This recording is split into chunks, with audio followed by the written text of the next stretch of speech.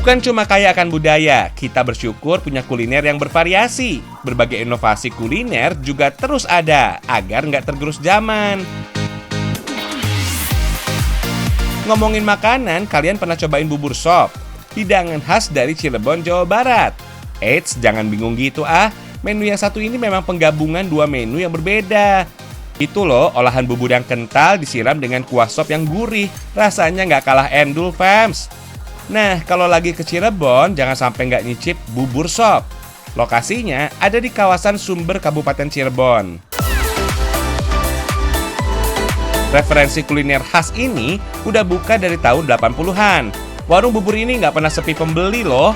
Kalian bisa santap kapan saja, mau sarapan atau bahkan makan malam bisa dinikmati. Soalnya warung ini sudah buka sejak pagi sampai malam hari. Yang bikin spesial, bubur sop ini nggak cuma disajikan dengan suiran ayam dan kuah sop saja. Ada juga tuh potongan tulang iga dan tetelan sapinya. Mantap kan? Untuk tambahan lainnya ada soun. Di dalam kuah sop juga terdapat potongan wortel, fams. Oh iya, awal mula kuliner ini dibawa oleh etnis Tionghoa. Saat itu Sunan Gunung Jati menikahi wanita asal Tiongkok, yaitu Ong Tien. Tidak hanya sendiri, Ong Tien juga membawa saudaranya yang menetap di Cirebon tuh. Lama-lama makin banyak orang Tionghoa yang datang ke Cirebon, fams. Kemudian mereka membawa kuliner bubur yang menjadi ciri khas kulinernya.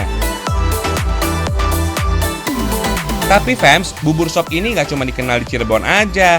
Ada juga bubur sop dari Labuan Pandeglang, Banten dan Sumatera, peninggalan Kesultanan Delhi. Pembedanya, bubur sop dari Banten memiliki suiran ikan pindang, sedangkan bubur sop Sumatera memiliki cita rasa pedas dengan potongan daging sapi. Rasa bubur sop khas Cirebon gurih banget, fams. Bubur dimasak dengan bumbu. Kuah sop yang gurih membuat kenikmatan rasanya makin bertambah. Nggak cuma di Cirebon, bubur sop ternyata juga ada di Pandeglang, Banten. Hidangan ini dikenal sebagai kuliner arisan Kesultanan Delhi pada tahun 1909. Menurut sejarahnya, hidangan ini disajikan sebagai menu buka puasa yang disebut dengan bubur pedas. Bagi orang awam, kuliner ini terlihat aneh, soalnya jarang banget tuh menyantap bubur dengan kuah sop begini. Hihihi. Tapi yang jelas, kuliner ini patut kalian coba kalau berkunjung ke Cirebon ya.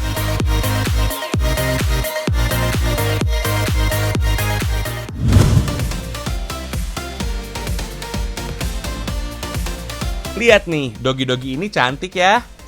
Jangan ketipu dulu, fams. Ini bukan dogi asli loh. Kerajinan ini bisa jadi alternatif buat kalian yang belum bisa mempunyai peliharaan atau kalian yang punya alergi sama hewan. Boneka Veltwool ini bisa dibikin sendiri loh, fams. Kalian bisa kunjungi tempat pembuatannya di The Handcrafter Alam Sutera, Tangerang. Selain menjual boneka yang sudah jadi, di sini juga ada bahan-bahan kerajinan sekaligus tutorialnya. Dalam pembuatan kerajinan ini, teknik needle felting yang dipakai. Bahan dasarnya felt wool yang mirip-mirip dengan flanel. Bedanya, serat wool pada felt tidak ditenun, melainkan dipres. Sekarang kita bikin replika kucing yang bisa dipakaikan di atas bando. Duh, jadi salfok deh sama cincin dan brosnya si kakak yang pakai teknik needle felting. Hihihi. Caranya ambil wool sesuai warna yang ingin dibentuk, fams. Gulung lalu tusuk-tusuk dengan jarum khusus felting. Jangan lupa pakai bantalan biar jarum nggak patah ya. Semakin sering ditusuk, maka akan semakin padat dan rapat woolnya. Kerapatan dan kepadatan wool tergantung kebutuhan, fams. Tusuk wool sambil digulung ya, agar bentuknya sesuai keinginan. Untuk membentuk pondasi, fams, tusuk dengan tekanan yang kencang.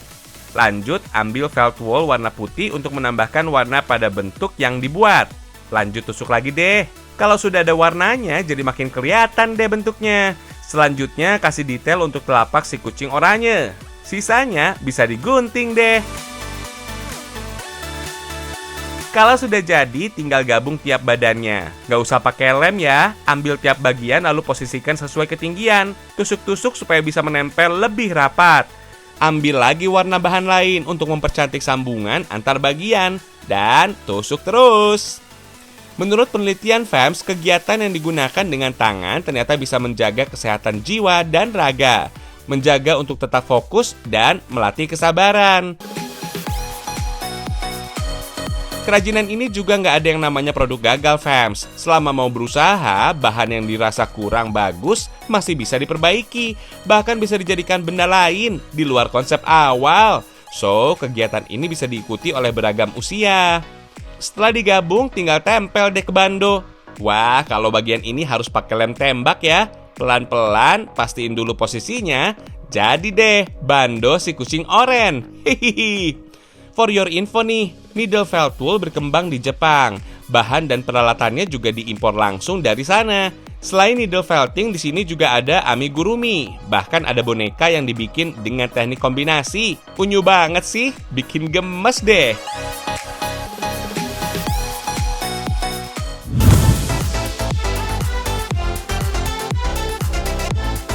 Di masa pandemi begini, kegiatan bercocok tanam memang hits banget, fams. Selain hobi, menanam bisa jadi kegiatan alternatif selama kalian di rumah aja. Kali ini kita ajak kalian menanam kaktus ya. Oh iya, kaktus termasuk dalam golongan tanaman hias yang bisa disimpan di dalam ruangan. Bentuknya unik loh, ukurannya mini dan warnanya juga bervariasi. Kalau kalian ingin belajar menanam kaktus, datang deh ke salah satu farm yang ada di wilayah Bekasi, Jawa Barat. Di sini ada sekitar 200 lebih jenis kaktus loh. Harganya juga bervariasi, fams, mulai dari Rp15.000 sampai Rp5 juta. Fams, menanam kaktus ternyata sudah dilakukan kakak Ahsanul sejak 5 tahun yang lalu. Karena hobi, akhirnya ia menyulap atap rumahnya menjadi greenhouse. Wah, luar biasa ya cantiknya. Kaktus masuk dalam jenis tanaman sukulen. Artinya, tanaman yang bisa menyimpan air hanya di batang. Kaktus nggak memiliki daun sama sekali, fams. Untuk perawatannya juga mudah, nggak perlu disiram tiap hari. Tanaman kaktus juga bisa tumbuh dengan subur. Cukup siram 1 minggu sekali aja ya, fams. Kalau terlalu sering disiram, kaktus bisa jadi busuk karena terlalu banyak menyimpan air. Oh iya, kaktus yang paling mudah berkembang dan kuat adalah jenis Fairy Castle. Oh iya, ada beberapa teknik untuk budidaya kaktus, fams. Agar kaktus tampil unik dan cantik, gabungkan 2 jenis kaktus yang berbeda. Nah, teknik ini disebut dengan grafting atau stack. Lihat nih, kaktus jadi terlihat lebih elegan dan rapi kan, fams? Biasanya, kaktus yang dikembangkan dengan cara grafting bisa digunakan sebagai hiasan dan souvenir. Teknik grafting juga bisa mempercepat laju pertumbuhan kaktus tuh. Uniknya lagi nih, kaktus hias kayak gini juga bisa loh dijadikan hampers untuk diberikan kepada orang yang spesial. Tinggal kemas kayak gini, siap deh jadi hadiah. Keren kan?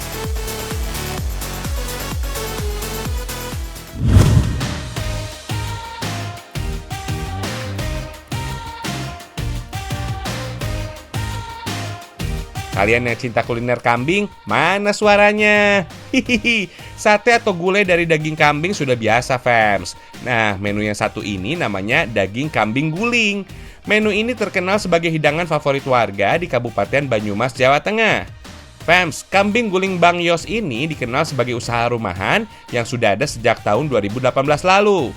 Kalau mau nyicip, datang aja ya ke Jalan Lesanpura, Pringgede, Karanglesem, Purwokerto Selatan, Kabupaten Banyumas, Jawa Tengah. Dalam sehari, 3 ekor kambing guling bisa diolah di sini, fams. Jenis kambing Jawa sengaja dipilih karena memiliki tekstur yang empuk. Bumbu juga lebih mudah meresap ke dalam daging. Usia kambing yang diolah di sini juga masih muda, fams, sekitar 8-12 bulan. Kambing usia muda nggak akan menyebabkan bau perengus tuh. Oh iya, kambing guling yang dibuat di sini masih dilakukan secara tradisional. Proses memasaknya masih memakai arang tuh. Setelah bersih, daging kambing dipanggang sampai berubah kecoklatan. 1 ekor kambing guling biasanya butuh waktu masak sekitar 2 jam. Kalau daging kambing mulai berubah kecoklatan, jangan lupa oles daging dengan bumbu, fams. Fams, bumbu kambing guling ini dibuat dari campuran bumbu rempah dan kecap manis. Selama proses memasak, daging kambing harus dioles bumbu secara rutin agar bisa meresap sempurna ke dalam daging. Kita juga punya tips nih agar daging kambing guling bisa matang rata sempurna. Caranya, arang harus panas secara stabil. Saat dimasak, daging kambing juga harus dibolak-balik agar empuk merata. For your info nih, awal mula kambing guling ternyata dari Timur Tengah loh fams. Di sana kambing guling biasa disajikan saat hari raya tiba. Kalau di Indonesia, kambing guling dibuat ketika ada acara akikah atau pesta pernikahan.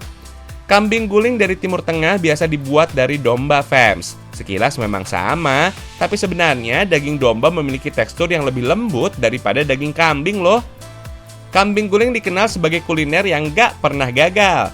Rasanya yang enak membuat menu ini selalu jadi pilihan favorit bagi tamu. Kambing guling yang lezat biasanya berwarna coklat tua, tidak gosong dan berbau rempah yang kuat. Membedakan sebetulnya mungkin di bumbu ya. Kalau teknis sih sebetulnya hampir sama kambing guling kayak gitu. Mungkin lebih di bumbunya yang kita memang beberapa kali uji coba ya. Kita belajar waktu itu dengan ahli yang kambing guling dari Jogja. Kemudian kita sesuaikan bumbunya dengan lidah orang sekitaran Banyumas kayak gitu. Untuk penyajiannya fams, pisahkan daging kambing guling dari tulangnya. Agar rasanya makin sedap, daging kambing juga harus dimasak kembali dengan racikan bumbu rempah. Pantesan, parah nikmatnya. Kalau sudah matang, daging kambing disajikan dengan lontong, acar, dan bumbu.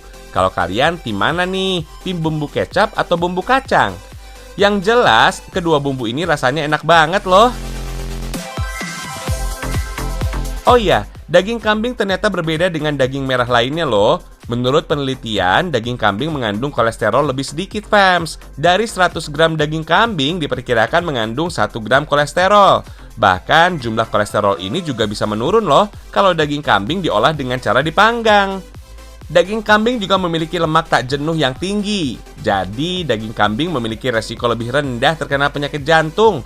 Bahkan kandungan mioglobin daging kambing bisa mencegah anemia dan kekurangan zat besi tuh. Nikmat deh sensasi kenikmatan kambing guling ini. Harganya mulai dari 1 juta sampai 2 juta rupiah fams. Semuanya tergantung dari ukuran kambing.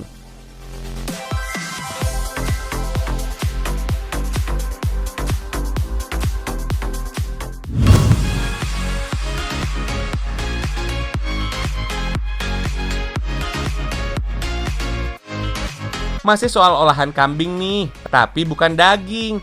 Kalian pernah cobain gulai otak kambing?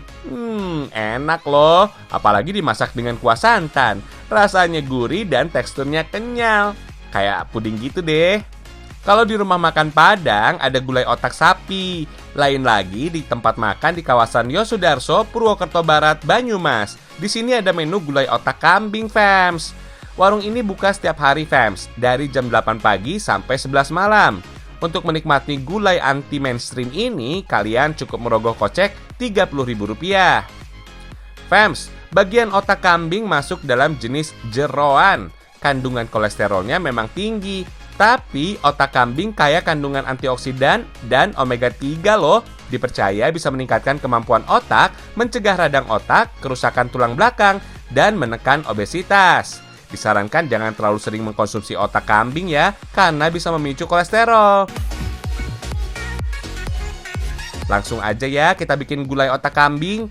Ada bumbu gulai kering, garam, bawang merah, gula aren, santan, dan perlengkapan lain. Pertama-tama otak kambing diberi garam, bawang merah, dan bawang putih. Bungkus deh dengan daun pisang. Lalu rebus otak kambing dengan kunyit dan jahe. Nah, bumbu rempah ini dipercaya bisa menghilangkan bau amis dan perengus kambing. Disusul garam, gula aren, dan santan. Diamkan sampai kuah mendidih fams. Nggak butuh waktu lama memasaknya. Asal kuahnya sudah mendidih, angkat dan sajikan. Enaknya sih gulai otak kambing disantap bersama gulai tulang sumsum. Paduan tulang sumsum dengan kuah rempah khas tanah Jawa bisa bikin makan kalian makin endul. Mantap!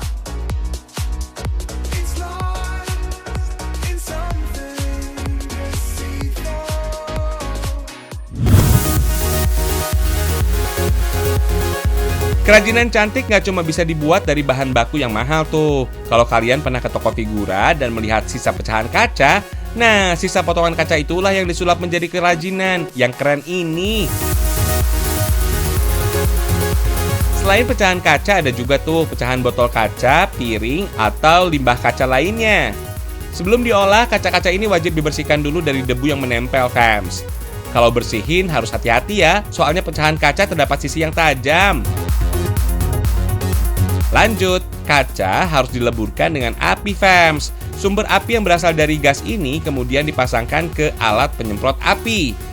Dengan alat inilah, api bisa disesuaikan tinggi atau rendahnya suhu.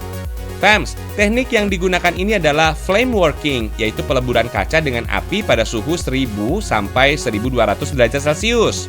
Nggak lama kok, kaca bisa langsung meleleh dalam waktu beberapa detik. Tapi nggak bisa langsung dibakar ya. Ada pemanasan dulu, biar kaca nggak gampang pecah. Bahan pecahan kaca ini dilelehkan dan dibuat memanjang, fams. Tema yang sering dipakai adalah glass networking, yaitu jaring-jaring kaca yang dibentuk. Butuh banyak kaca agar bentuknya panjang seperti ini loh. Berikutnya memanaskan lagi kaca panjang, kemudian satukan menjadi bentuk yang diinginkan. Proses ini, fams, butuh keterampilan tingkat dewa. Kaca yang sudah merah membara ibaratnya seperti karamel atau gulali, jadi mudah dibentuk menjadi apa aja. Tanpa keterampilan, nggak bisa tuh jadi kerajinan yang keren begini. Kalau sudah jago, cuma butuh waktu beberapa menit aja loh, fans. Kerajinan ini dibuat tanpa sketsa atau pola, fans. So, langsung aja deh improve kerajinan yang mau dibuat. Oh iya, fans, jangan lupakan soal keamanan ya. Gunakan kacamata khusus untuk mereduksi soda flare dari hasil pembakaran kaca.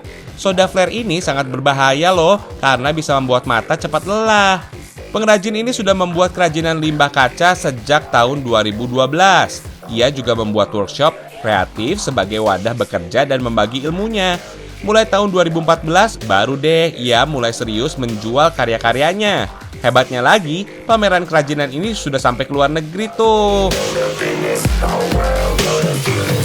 Kalau kalian pengen beli karya-karyanya, bisa langsung datang ke workshop yang berada di kawasan Wirograjan, Yogyakarta. Harganya beragam banget tuh, mulai dari puluhan ribu sampai yang puluhan juta rupiah.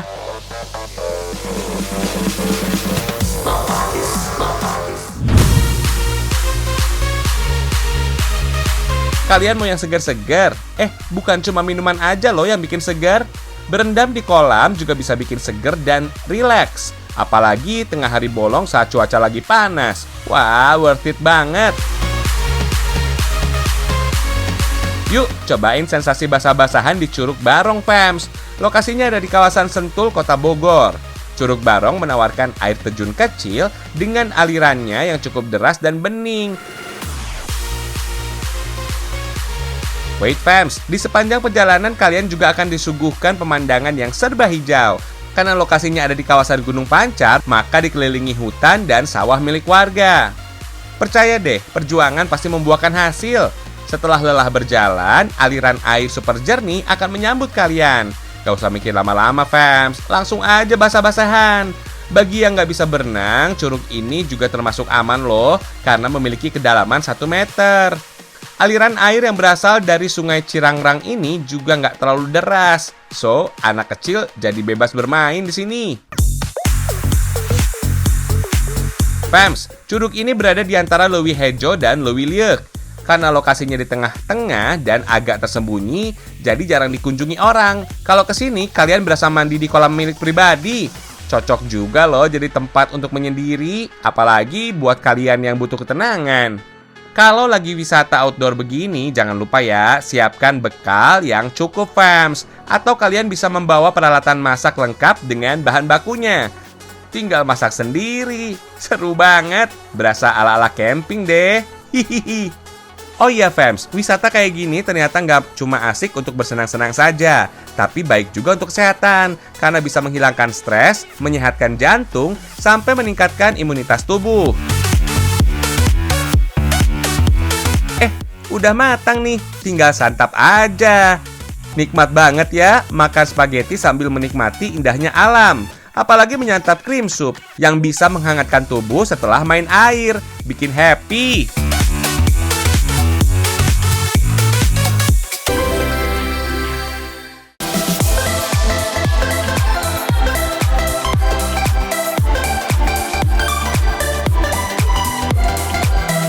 Nggak kerasa sudah 30 menit aja nih, saatnya kita berpisah ya. Tapi kita masih punya informasi unik dan menarik lainnya. Tonton terus Ragam Indonesia ya, karena Indonesia istimewa.